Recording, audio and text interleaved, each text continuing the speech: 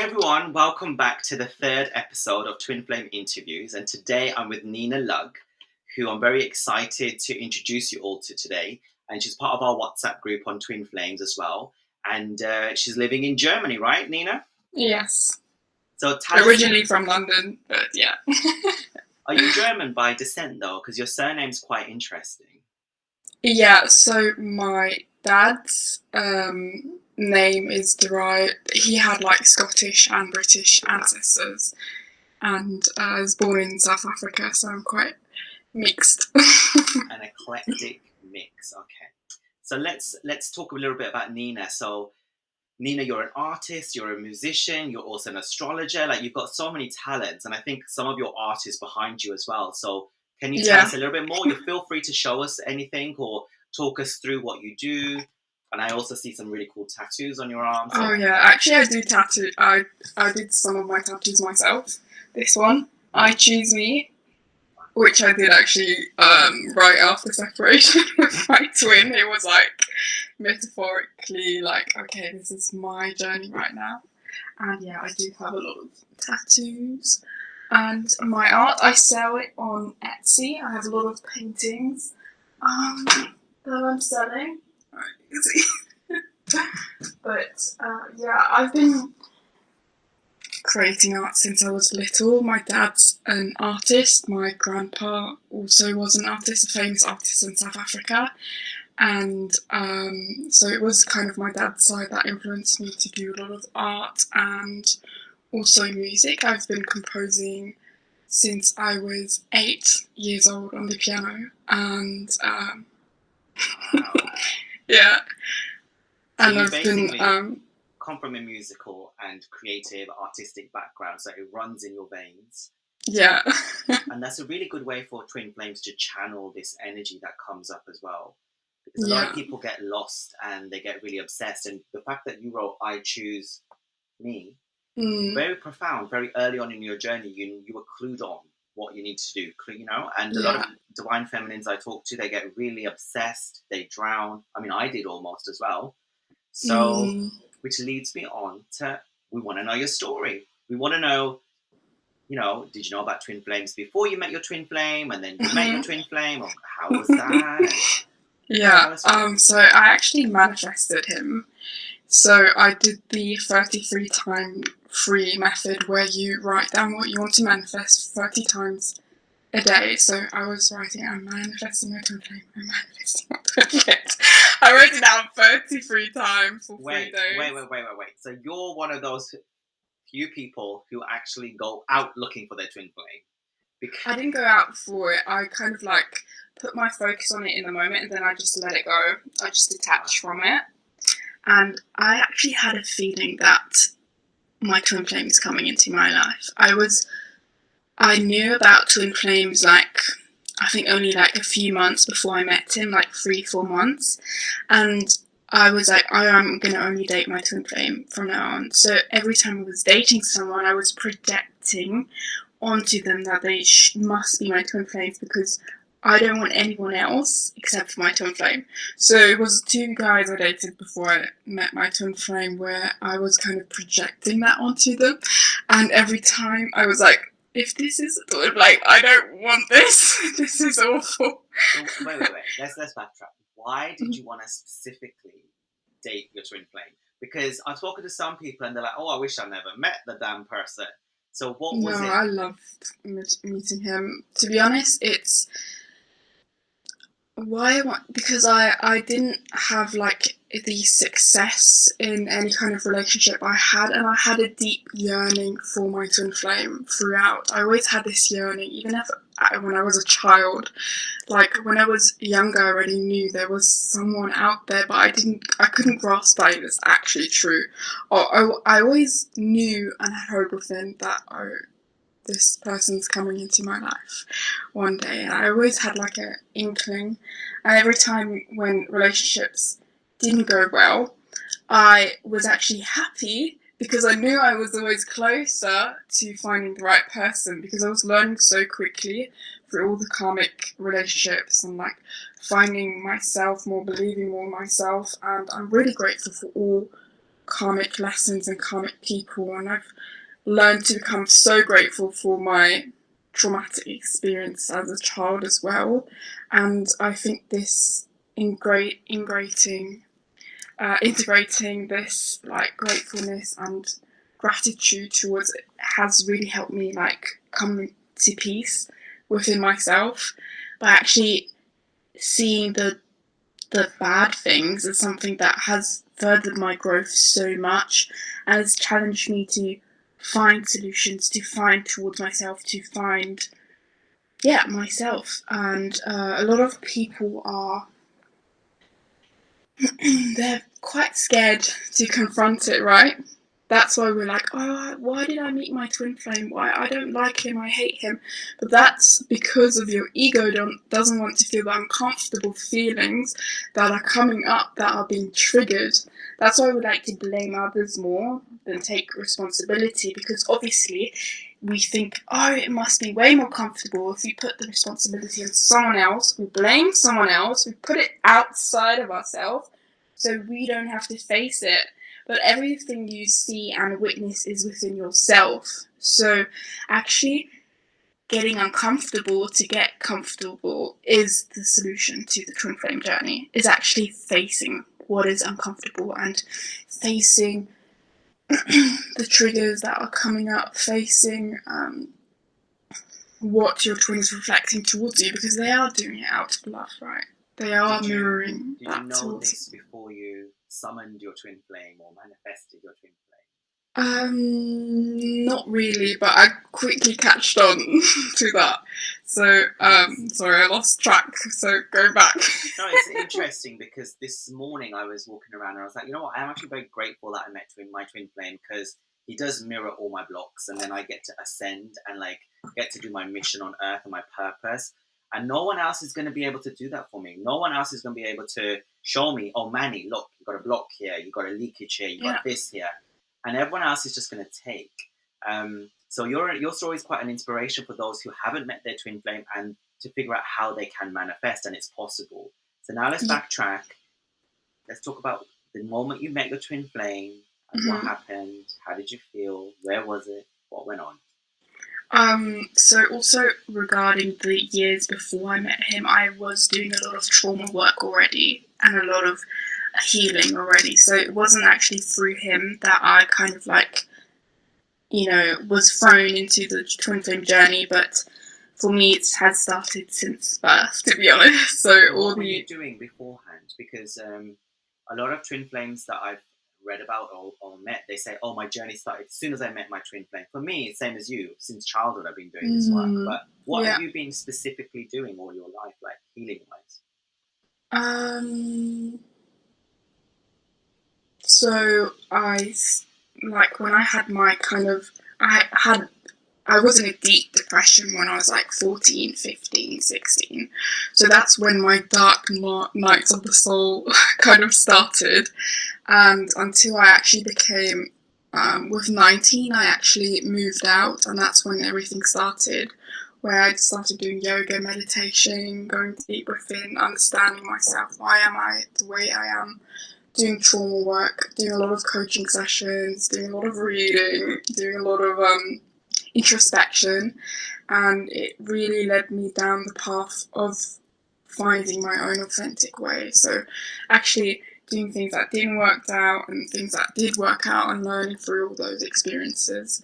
And so when I met my twin flame, I was already quite aware and at peace with myself, because I was doing so much work already, and I didn't even recognize him at first when we met.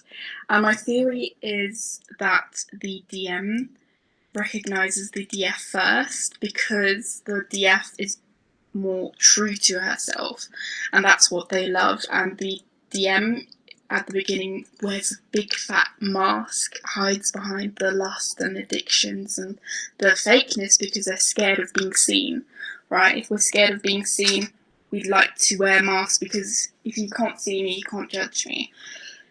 And so I didn't recognize him at first, but it took me like a week So quite fast, actually. Quite a week till I like backtracked, and I was like, wait a minute, we met on the 11th of November, the 11th of 11, 2022. Like, those things already like 111, 222. And then I was like thinking, oh my god, I met my twin flame, and I was like, this makes bloody sense now why I feel so fucking safe around him and so complete around him. It was such a bizarre feeling. I even told him, like, I feel so safe with you. And he was like, is it because of my hug? And I was like, no, it's just the way I feel. And where did you meet him? At a party, an event? We met on Carnival. So in Germany we celebrate Carnival, and he was wearing a costume. Everyone was wearing costumes, for Carnival, like dressing up. It's quite like a normal thing in Cologne. I was the only one who wasn't dressed up because my friend took me there, like short notice. So I just jumped up on there with her, and I didn't even think about anything. I was just like so at peace and like really chill that day, and like when I met him, I was like, why is he so interested in me? I look like a bum right now. Like, why? It must not be my looks. Like, that's how I felt in that moment. I was like, why is he so interested in me right now? Like, he was like so assertively interested in me that I didn't understand why, because I wasn't saying much. I was being myself, but that thought of actually someone being interested in me without a reason was a block within myself as well, So I realised that quick as well. So he approached you first, or he looked at you, the eyes locked? What happened? Yeah, he approached me, and so I was dating someone during that time. So I told myself, okay, don't show interest, stay loyal, be loyal, because I was really unhappy. My karmic, yeah, we were dating. It wasn't a relationship really, but I wasn't really I was so unhappy with him, and like I felt very sick. Like I got really sick around him, and that was just my body showing me that wasn't the right thing, And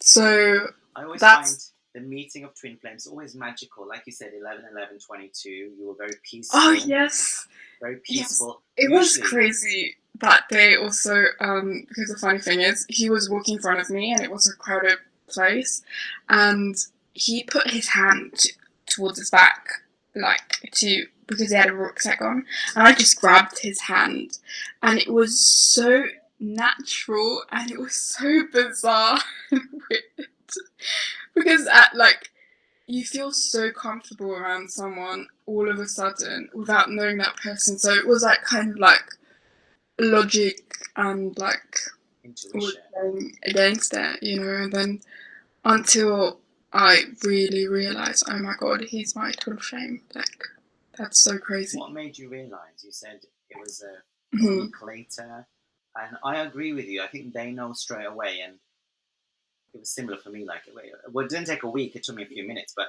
it took me, well, not a few minutes, a while to figure out something's going on. But what was it about? How did it click into place? Yeah, it was the effort he put into me and the way I felt around him.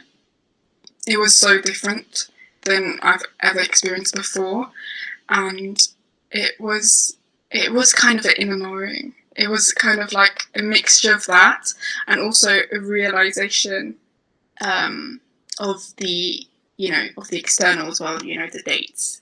So it was a mix of the dates and synchronicities and also the inner knowing. Like before I met him, I saw so many 111s like everywhere. Like I stopped a movie once and it was like 1 hour, 11 minutes, 11 seconds. And like during that time, the karmic person was there as well, so he saw that as well. And we were talking about twin flames as well, because we were just like thinking we might be twin flames, because like before you meet your twin flame, you always stumble upon a false twin flame, so you kind of project that onto him, but it's just preparing you because it's coming. And so it was so crazy. Is your twin German also, or no, he's Dutch. So yeah, and was he also spiritual before, or no? Yeah. No. But I feel he is, but he's hiding it very much. Well, I do believe that the DMs keep it a mystery on purpose because we DFs are supposed to not know what they feel about us. We're supposed to trust in what they feel and accept within us that we are always loved. And there's a purpose behind the way the masculines treat us. It's all about us finding the truth by ourselves and not kind of having the assistance to be loved in that sense. Yeah, I wanted to talk a little bit about that, about the faith on the journey. So we'll talk about that in a moment. So after a week, basically, it clicked into place. You were still with your karmic, I'm assuming. So then what? What happened? Did you reach out? I broke up with my karmic 2 days after. But it wasn't because of Max, my twin flame, but it was because I was like, I need to go. I need to leave this person. I can't do this. So it was so he reached out, and then we met again. He planned a whole day of we went to the museum, and then we went to a South African restaurant because my dad's from South Africa, and then at the evening we had drinks at a music bar because I'm doing music and stuff. So he was planning all of it, and you could tell by the way he behaved that he never done that for anyone else. So I think he kind of was shocked at himself the way he showed up for me. He was obsessed. He was besotted. And then what? Then what happened? It was everything was really peaceful and really beautiful. We got deeper, and it was just a beautiful experience, to be honest. Connecting also, him actually opening up in the sense that in the way he's never opened up before. So, there's still a lot of growth within him, but he even was shocked at himself the way he opened up towards towards me. So he was like, what's happening? Because he never really had someone he took serious in that sense of wanting more with that person. So he only had one night stands and stuff, and only one serious relationships years ago, but never anything serious. So when he met me, he was like, what is happening? This is so weird. Why am I all of a sudden interested in actually wanting something serious and actually wanting to marry someone, So did he say that to you? Did he say he wants to marry you, or he sees himself marrying you? He did say that he sees. So he said before we separated, he said my life is like the series How I Met Your Mother, and at the end it's going to be you.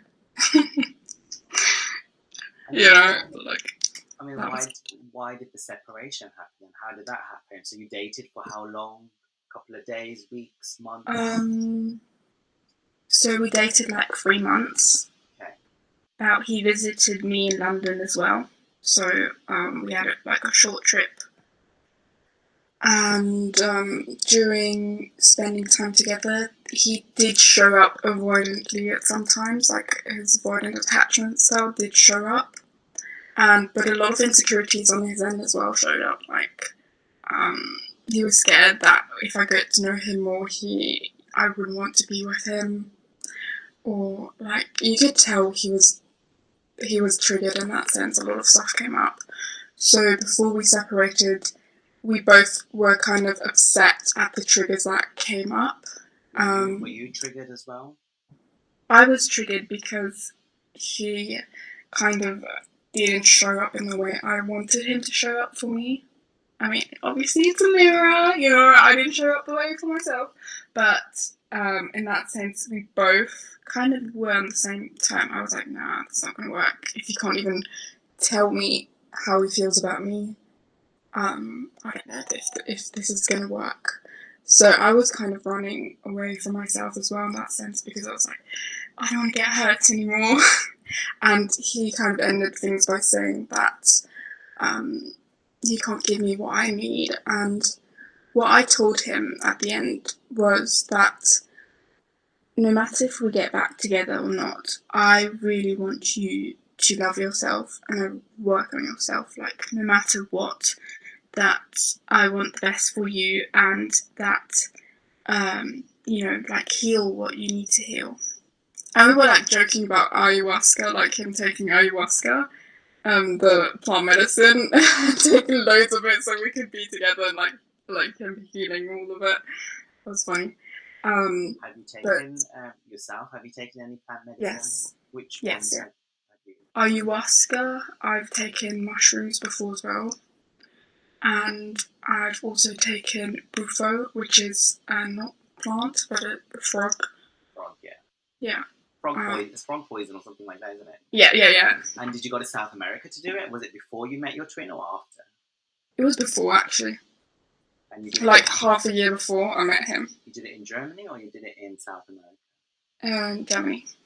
And how did you find that? Was it useful for your healing journey? Definitely. For myself, ayahuasca didn't really work. So what I did notice when I took ayahuasca was that the plant was telling me everything that you need is within you already.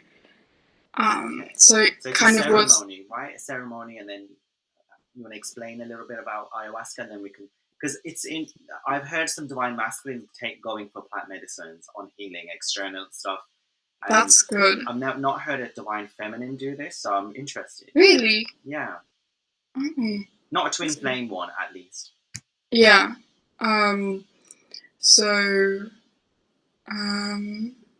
with the ayahuasca, I did it it was like 3-day trip, and I've done it twice, so I've done it 2 times 3, so like 6 times, and it was good, but it wasn't the experience I needed. It wasn't the right plant medicine for myself, because I already done a lot of work, and I thought that I needed it to heal things, but what the plant taught me was I already know what I need to know. So that kind of like taught me that lesson. And how did it teach you that? Did you get visions? Was it an inner knowing? Did you get like what happened physically, mentally? It was like an inner knowing. I was like taking the plant and I was lying down and I was like, it just came into my mind, and also like romanticize your life came into my mind as well. So I was like, okay, what is this all about? Yeah, I was like, wow, I've been always looking in the external for the answers and like kind of healing myself, even though it's like all within myself, which is all within all of us, right? You know, the knowing, and like if we go within, all the answers are there. What about the mushrooms then?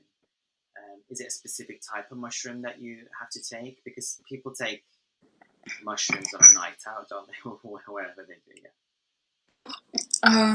It was psilocybin mushrooms, so they have psilocybin in them. That one was crazy experience. I took it, and it's done with professionals, and it's all, you know, safe environment. We don't recommend people go and do it by themselves, and like go to actual. Oh, okay. Well, I did it by myself. Okay, which is fine. And then you survived, so here you are. Yeah. I don't recommend it for anyone who's at the beginning of their journey. Only for people who are capable of integrating what comes up and working through triggers or working through at least some experience with that. So I kind of trusted myself to do it by myself, and I did a hypnosis session on YouTube on past lives. So I was listening to that, and I saw all my past lives flash by. It was so crazy. Like, I had so many lives in, like, animals. I was a lot of animals and a lot of different people. A man, like, I was pregnant. I just saw all my lives flash by. It was so crazy. And that kind of made me go deeper into realizing that, every lifetime we're incarnated in different bodies, different ethnicities, different cultures, because we are here to experience duality. Duality, which is, different ethnicities, different experiences, good and bad, so we can transcend that experience towards oneness, So that's what I realised the human experience is about, is transcending into oneness. Even though you could have had the worst experience of the worst, and that you're still capable of transcending it all and integrating both the good and the bad, in order to find true, authentic oneness in that sense within yourself, which is the experience of twin flames as well, balancing both polarities within yourself as well. And let's talk about that. So oneness. We come from oneness, we get into duality, we go back to oneness, and then some people like to use the word God. Terminology can be an issue. We've talked about this before. I'd like to get into terminology first, and then into the polarization and things like that. So I know you also are a student with Twin Flame Universe. We'll talk about them as well. So do you like to use the word God? Do you like to use the word source or universe, or what do you like? How does that? So I have learned to see it all as love. So whatever terminology you use in the core is always love. So if people believe in, different God, or, Indian God, or I'm not good at religion, but, whatever God that is, or source or universe, it's always in the core the same. So finding a terminology that works within yourself, and if a terminology doesn't work within yourself, there's a block as well within you that you project onto that terminology, which I did regarding the terminology God. I always grew up not believing in God and not believing some person being a male, like a separate authority outside of ourselves that we're supposed to believe in. But I've kind of like transmuted that into realizing it's just love, and that we're all God in that sense, all love, because we are all love, right? Because God is love. It's not separate of us or above us, or no one is ever above or below us, because we're all one. Part of a big puzzle that we make. And so the twin flame journey can be very difficult, very challenging, very harrowing. And having that belief system, do you think it's important to have the belief system, or the knowing that we're currently in this duality, but we come from oneness, and we actually are oneness, having that perspective, whether it's love, God, whatever you want to call it, does that help people on the twin? Does it help you get through this journey? Yes, it has, definitely, because the duality that we are experiencing is twin flames. You have the masculine, you have the feminine, right?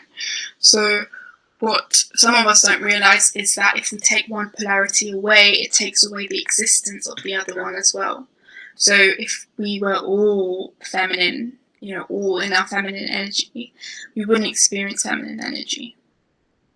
Because we wouldn't know what feminine energy is, because it would just be, right? So the polarity is therefore a reason for us to integrate that through the experience as a person, that even a person has their own polarity, which is a twin flame. And actually, learning that it is not separate of you because it is part of you, because it gives you the meaning of existence. If your twin flame wouldn't exist in that sense, you wouldn't exist.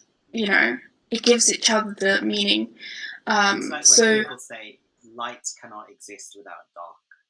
Exactly. And like the good without the bad. So once we realise that both go hand in hand as one, we're not so scared of the bad, or we're not so scared of losing, because it doesn't go without the opposite one. So, you know, feeling sadness goes hand in hand with feeling happiness. So I kind of transmuted that into not judging, or if I do, becoming more objective of the experience that we experience as humans of our duality. You know, we are here to experience duality. That's why we have the highest highs and the lowest lows as twin flames. Especially, we have the lows lows and the highest highs. Like, you mentioned something about coming to like the midpoint, wasn't it? The neutrality. Yeah, exactly. So the more your twin flame swings in the other polarity, the more you swing in the other polarity, because it's being mirrored no matter what, good or bad. So once you integrate both sides, because we can't ever be only good or we can't ever be only bad, we integrate both and realize, you know, if we believe we are a good person, that is also part of ego as well, because, you know, if we integrate both, which is also the experience of integrating with your twin flame, becoming in union as one. So if we don't allow ourselves to integrate the polarity within us or without us, which is the good bad, you know, the shadow work, you know, that's part of integrating the, you know, shadow of ourselves, because we all have a shadow side and a light side. So if we integrate that and come into union with ourselves in that sense, we marry both of them within us. That will be shown externally as our inner union, isn't it? That would be inner union. Exactly. Inner union is outer union. So if you come into union within yourself, which is the twin flames journey, it's all about inner union. It's all about marrying both polarities. What's interesting is a lot of divine feminines cannot handle the mirror, what the masculine is showing. Usually, not always. Let's not categorize feminine, masculine. One twin cannot always see the reflection and the shadow, and they reject it, they run away. But if you do that deep inner work, you realize, oh crap, there is shadow within me. And the twin flame is just showing that, amplifying that, you know. If it's to do with, like, you see, like, some people are in third party situations, or their twin flame is, you know, addicted to sex or drugs or whatever it is, and there's all these sort of things going on. And if we look deep within ourselves, there could be feelings of not good enough, self-loathing, energy leaking, and this idea of like wanting to be so pious and angelic and light. But we know with religion as well that if you don't heal the blocks, the dark, the shadows, then you're just suppressing and numbing and just showing a fakeness to the world. Exactly. Like if we like overly focus on just the light part, that's separation consciousness. You know, we want to just always be in peace, always in light. That's also part of the control we are trying to release as divine feminines. We like to be in control. And like what I recommend is not being scared of what is being mirrored towards you, because getting uncomfortable means getting comfortable. So if you work through the mirror exercise, if you work through what is being mirrored towards you, you will come out on the opposite end, which is the integration, which is peace, right? And if we are uncomfortable with the mirror work, we are uncomfortable with seeing ourselves. We are scared what we will see within us. You know, we're scared of being seen by ourselves, because what if we are an awful person? I don't want to see that. I don't want to know that. I don't want to integrate all of this is too much for me, you know. So I'd rather run away, you know, from myself, also, which is the chasing. Exactly, let me chase my twin flame so they can love me for me instead of me doing it for myself. So it's also part of the ego that doesn't want to feel uncomfortable with, the uncomfortable feelings, and the ego likes to blame and likes to put responsibility on others for their own well-being. So identifying when we are stepping into ego and we're not. I mean, it's also part of the experience. Ego is also just as good as conscious awareness. So there's no good or bad in that sense. But realizing that ego is part of separation consciousness, right? Because ego gives us identity. I am this, I am that, I am this, but I'm not that, which is also separation consciousness. In that sense, we are all one, we are all love, and the ego gives us identity of who we uniquely are and how we see each other above or below someone, which is ego. But if we learn to realize that we're all equal with our own talents, our own uniqueness, and work together like this, but not like this, which means power, helplessness, this is not right. This is 3D matrix, the 3D negative implementations of what isn't oneness. Oneness is this, which means we are all equal, all have our own unique experiences, our unique talents and way of being, and we work in a heterarchy than a hierarchy. I am everything and I love everything. And by loving everything, even the shadow and the light, I transmute and heal it to its highest form of divine, whatever it is. Yeah? Okay. Exactly. Interesting. And I like what we've talked about coming to a state of groundedness or peace. And I like that you mentioned duality to neutrality, getting to that neutral. And with twin flames, this is a very important thing. Twin flames feel a level of peace, peace with their twin flame, peace in sex, peace in creativity, peace in God. Whereas a lot of humanity, I feel like, is living in this state of high and getting high and going really getting swept off their feet in love, swept off their feet in sex, swept off their feet in drugs, and getting high. Whereas the twin flame journey is getting peaceful, getting grounded, getting into neutrality. Yeah. Very interesting. Right, I want to talk about. So you mentioned that you both said goodbye to each other, and then what happened? You asked him to work on himself. Did you stay in touch? Did you work on yourself? Were there any signs, synchronicities, dreams? So dreams not as much, and my belief is that the DM is more the unconscious twin, so they dream more than the DF. Okay. They are the unconscious, when you meet them, they don't understand why they're so into you, which is because they're unconsciously drawn to you. We're the conscious twin in that sense that we realize the truth first because we're consciously aware of it. We're not unconsciously aware of it. That's interesting because I have at least 1 to 3 dreams a week, and I write them all down. But okay. Good. I hope he's dreaming more. Yeah, he probably is I don't know, to be honest, if my twin is dreaming or not. I only had 3 or 4 dreams of him so far, and they've always been very sweet and caring and kind. Do you keep in touch with him? Are you in contact or no contact?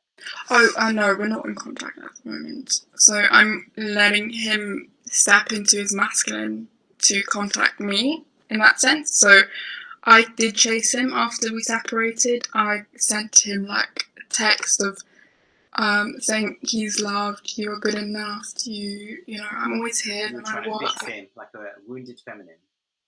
Yeah, I was chasing him in that sense that I wanted to be there for him and show him how much I love him. So, he feels safe to come back. So I realized I don't need to, show anyone, my love or need to prove anyone of any love or thinking I need to do something externally to get love, which I thought was true, that I need to,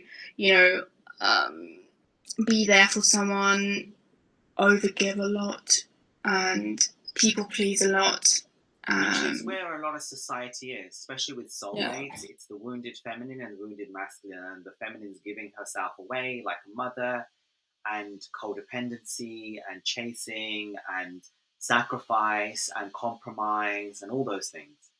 Yeah, I was in that very much. I was a total people pleaser, always feeling responsible for other people's emotions because my mum always was very aggressive and very out of the blue would blow up. So I learned how to read people's emotions quickly and fast and know how to interact with people.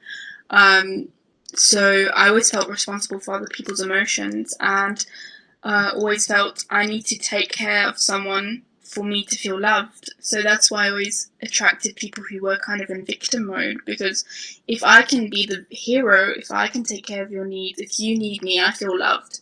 Because as a child, I always felt I was needed by my dad and by my sister because they couldn't process what was happening at home with the abuse and so on. I was the more emotionally aware person who kind of saw things through and was able to step up into the father role, which was protecting, which was calling the police, which was getting out, which was stepping up for my dad, for my sister. So I kind of like was in my masculine a lot throughout all my childhood. Your inner child didn't get the protection it required, I gather. I needed to protect myself. I was the one who was protecting myself, and I started to learn how to fight as well, doing taekwondo and kung fu. So I became safe in like being able to protect myself, and I've noticed within the twin flames that a lot of times the DMs are in their feminine energy until they meet their DF, and the DF is in their masculine energy until they're met. And this is also what I think is beautiful because we're having this um, polar opportunity of realizing what it is to be in the opposite energy, which is part of us. And I find it beautiful that that is also part of the twin flame journeys, finding back to your true authentic energy, right? So through this twin flame journey, I actually realized I don't need to be my masculine energy. I don't need to be in control the whole time or protect or step up. So I actually learned to trust more and step into my feminine energy more, become more creative, show up with my art, show up with my music. Like not to be like too hard on myself, not be constantly doing things, you know. And so with the trust and the hope and the faith, that's very important. Seeing in the dark for divine feminines, because the masculine often doesn't give us any leeway or indication physically and spiritually, yes. So how have you been able to, since separation, just like let go? Because you said you were chasing, and then how did you turn it around? What did you do? So, once I realized, oh, this is embarrassing. I kind of went like this thought, oh my god, this is so embarrassing. Why am I chasing him all the time? He's not texting back. Like, I was embarrassed by my actions, and then I realized, oh no, I'm gonna just focus on myself.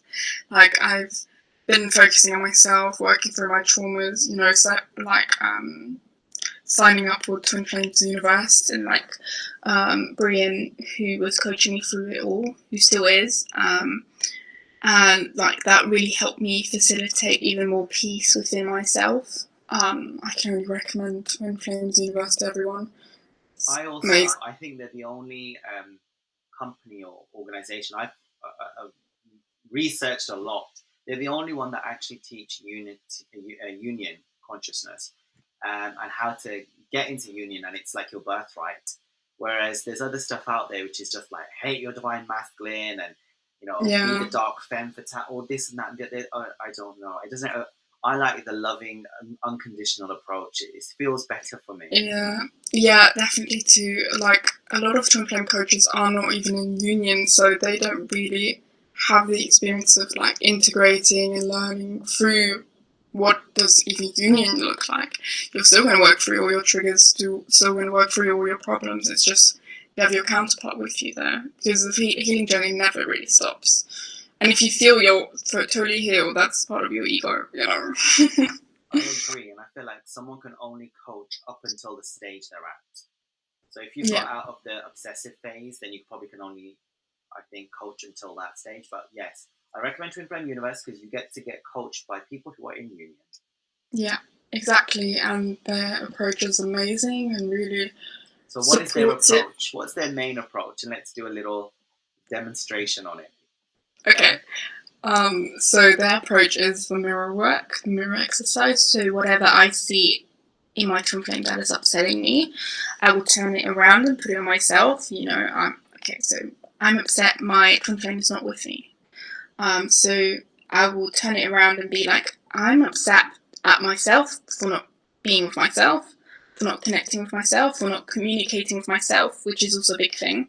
For the Fs being like, why is he not texting me? You know, it's because you're not communicating with yourself. Are you communicating to yourself what you need, what you're going through, what needs to be listened to, what is going on with you? Are you listening to your inner child? Are you listening to your inner intuition? Are you doing what your inner child wants you to do as a profession, or as that, you know, are you working yourself to the grave? Like, what are you listening to yourself? Yeah. And then what? And then you look at that wounded place, wounded self. You can try to use logic why it also happened. You know, like the traumas you endured as a child, and if you want to look deeper, it's also looking at why your parents actually even, you know, programmed that within you. And then you ask that part of yourself, what do you need to feel loved? What do you need right now? And most of the time it's, you know, love, acceptance, to accept yourself, to love yourself, to be there for yourself, show up for yourself. You know, because a lot of DFs have an abandonment wound, so actually showing up for ourselves every day is also part of healing that. And then you just look, okay, what do you need right now? And then you integrate it within yourself once you feel that part of you is healed or feels loved, and then you just let it integrate with yourself. So and then if you do it... You do it until you feel peaceful. And exactly. Complete, yeah. If there's still something coming up, you can, you know, ask yourself, communicate with yourself. What do you need more? What is it? Or use the mirror exercise again, because it's sometimes hard to look at what is going on within ourselves, like just looking at what it is. Sometimes it's hard to pinpoint. That's why the mirror exercise is there to actually pinpoint it way more quicker, because it's easier for us to read the external than look at what is going within us. And I find with a coach, they can usually get my blind spots a lot deeper. And with the mirror exercise, you can either visually see the inner child, or you can, you know, hear it, or you can feel it, or whatever it is. And it's the purpose is to get out of the head and get into the heart space and feel that energy. And then so I've had mirror exercises that lasted for a whole hour, you know, because people, I think some people, when they do mirror exercise, it's just like a very intellectual, quick, done, dusted. You've got to do it until you feel peace. I have done some mirror exercises that lasted for 2 weeks. Not like, obviously I went to sleep, I had to go like work or whatever, but I was doing it consistently for that one wound for like 2 weeks. So sometimes it takes a while. It's not just close my eyes, 10 seconds, it's done. Yeah, you need to feel it. You know, if you do it too logically, it's not ingrained that much, because, you know, it's trauma is also linked to emotional reactions that we have, and that would be the same in reprogramming ourselves as well, linking it to emotion, because it's easier for us to integrate it than using logic in that sense. Right, we're going to change the gears up slightly. And I want to talk about, because obviously you are an astrology expert in some respects, you know, I think you are. And the planets and whatever we're going through does affect twin flames, right? And I don't understand any of this stuff, and like there's people out there who probably don't, you know, they say retrograde Mercury and Venus, and I don't know what else. So I don't know if you want to give us a quick little basic explanation about it, and then do a little reading, and then we can talk about how people can get in-depth readings from you, because you do a very in-depth reading, and you're very, you know, you've done a lot of work on this, so yeah. Yeah, so when it comes to astrology, I would like the most important point for me is actually your natal chart, is your North Node. And your North Node in this lifetime is your life purpose. So even in astrology, there are polarities, right? You have like the opposite signs: Aries, Libra, Taurus, Scorpio. Even in astrology, there's opposition, and that's also part of the North Node experience, which is your life's purpose. So, for example, for you, your life's purpose is your Aries North Node, and that means the opposition is Libra. So what you're used to is being diplomatic, is being the people pleaser, showing up for other people in relationships, over giving, scared of conflict, overly focused on looks, or like how you look, how on the external of your self. And in this lifetime, it's for you actually to show up authentically you. You'll have to be bold, you'll have to be a bit more aggressive. Aries is all about that. So that experience in astrology is also in opposition. So you experience the one to experience the polar opposite. And so for me, astrology is really part of the twin flame journey as well, because you're supposed to step into your life's purpose. You're supposed to step up in your true authentic nature as who you are. And that's also part of astrology, is figuring out who you are, where to go, what your life purpose is through the North Nodes, and how you can use your chart to integrate that more. And so, for example, with me, my North Node is in Leo, so I'm supposed to show up creatively, bold, and confident, be in the limelight, be known as the entertainer, the humorous one who's full of life.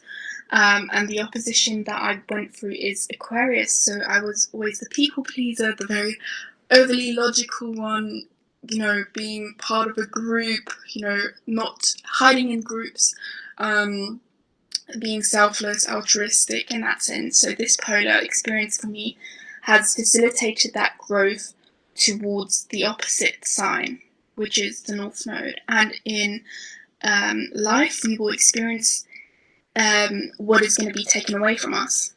So what I experienced was actually a loss of friendships, a loss of stability in that sense, because it needed to push me towards my North Node, which is Leo, in the 8th house. So 8th house, house of Scorpio. And my South Node in Taurus means that I'm used to having a stable life, being focused on material things, on money, on luxury, on a slow-paced life. And the universe purposely took away that stability from me, took away my friendships. I had difficulties with friendships in that sense, because it was part of my life purpose. Was this the opposite. Was this since you started your twin flame journey? This stuff was taken away. Yes, it was kind of throughout my life. The universe will take away from you what is not serving you, what you're not supposed to be in anymore. So, so it will push you, kind of force you into that direction. So you actually learn through that polar opposite experience, which is also part of life, And you said it was very profound that a lot of twin flames have certain markers on their charts. Yes, I've noticed a lot of twin flames have Pluto moons and Pluto Venuses. So Pluto is, representing Scorpio. So Pluto is a representation of transformation, of growth, of life and death. So constantly transforming something. So if it is touched by the moon or Venus, we are here to transform relationships. We're here to transform emotions, how we feel internally, how we feel in relationships. We transform through our emotional state. We transform through our relationships. So I've seen a lot of twin flames have Scorpio moons, Pluto moons, or 8th house moons, 8th house Venuses, all of them, everyone so far I've seen. And it makes sense, because we're here to transform that, right? We're here to transform that. If someone wants to have a reading done with you, how can they get in touch? Or if they want to buy some of your amazing art or music, what are the ways in which people can contact? So I have an Instagram, Lena Lug Art, where there's a link in my bio. You can click on for my Etsy shop. And for the astrology readings, you can DM me and we can make out a time. I also have the link in my bio as well. And yeah. And I'll put all the links in this video down below. Yeah. Are there any sort of tips or tricks, final things that you would like to say? It could be to do with astrology and planets, or just generally with twin flames. Is there anything that you think that would really help people on the journey that is like your go-to? I mean, I'm thinking about the tattoo. Learning to not see things black and white. So learning to see everything as love, and there's a purpose of it behind it. So not anything that's bad is bad, or good is good, and like so removing the judgment on things. Seeing things more objectively, and not that is happening to you but for you. Everything's happening for you. You know, God, or whatever you call it, purposely places things in our path so we can overcome them or find solutions or actually go deeper within us. So any bad experience in that sense is also a good experience, because if you look back by everything you've endured, it made you stronger, right? You know, it made you, it deepened your purpose and your connection with yourself and with life.